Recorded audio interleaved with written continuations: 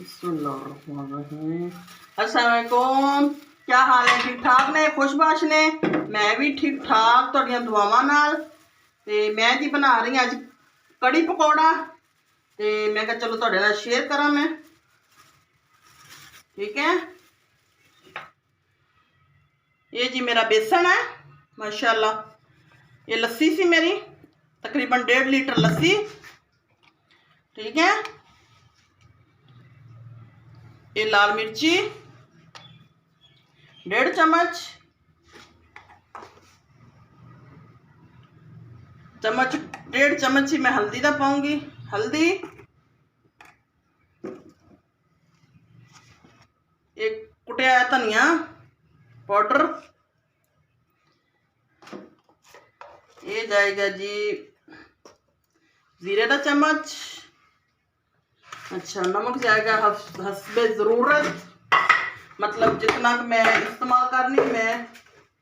ये जी जाएगा नमक 1 चम्मच ते 2 चम्मच। ठीक है, जितना इस्तेमाल करूँगी। ये जी 1.5 लीटर लस्सी है मेरी। ठीक है, ते तकरीबन 1 पाव अध पाव जड़ा वा मैं बेसन इस्तेमाल किया वा, 1 कप भर के। ठीक है, इनू हुण मैं चढ़ाऊँगी अग ते। उस तो बाद इहदा मैं जिहड़ा तड़का लाऊँगी वो तुहानूं दिखाऊँगी। ठीक है, ते वेट करो। अच्छी तरीके नाल हल करता, हल्की अग ते चढ़ा दूँगी मैं। फिर आपां बनावांगे पकौड़े, वो भी तुहाडे नाल शेयर करूँगी मैं। ठीक है, अल्लाह हाफिज़। कड़ी पर वो चिमटा लगे करो मेरे। कड़ी देखो माशाल्लाह बन के मेरी हो गई तैयार। हुण मैं बनाऊँगी पकौड़े ते इनू लाऊँगी जीरे का तड़का, सफेद जीरे का तड़का लाऊँगी ते फिर नाल मैं पकौड़े कटांगे। ठीक है, आप जिवें पकौड़े कटती जाऊँगी ये विच सिटती जाऊँगी। चल, मेरा तेल गर्म हो रहा वा घी, ते ये मैं तड़का लाउणा। ये मेरा 1 चम्मच जीरे का वा, जीरे का तड़का लाऊँगी। ठीक है,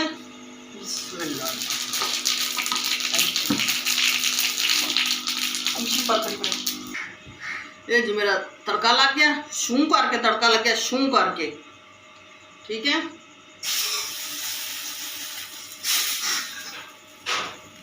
जीरे जीरे वाला तड़का लग गया वा। हूँ मैं बनाऊँगी पकौड़े ते वो भी शेयर कर दी। अच्छा, 1 मिनट सब्र करो। चलो,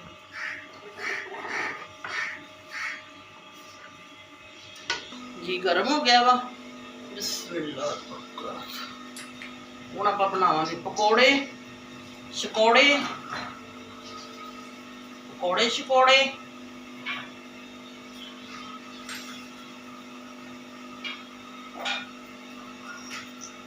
चलो मैं कड़ के विखानी है फिर।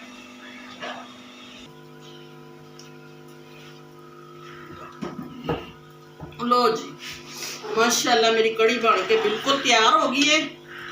ठीक है, देख सकते हैं मज़ेदार है। मैं पकौड़ा खा के तुहानूं दस रही हाँ। ठीक है,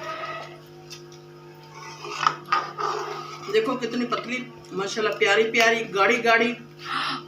ये जी मेरे पकौड़े ने माशाल्लाह। बिस्मिल्लाह, ये पकौड़े चले गए ने, होर भी हैगे ने।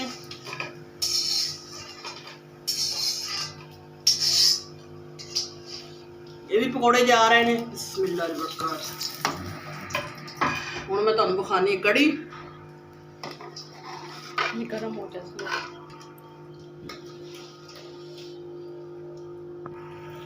माशाल्लाह।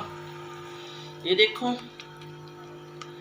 कड़ी पकौड़ा तैयार है। तो ज़्यादा रोटी लेके आओ ते खाइए आपां। दुआवां याद रखियो। ठीक है, अल्लाह हाफिज़। मेरी कड़ी तैयार हो गई बन के, देख लो माशाल्लाह कितनी प्यारी कड़ी है, ब्यूटीफुल। अल्लाह हाफिज़, दुआवां याद रखियो।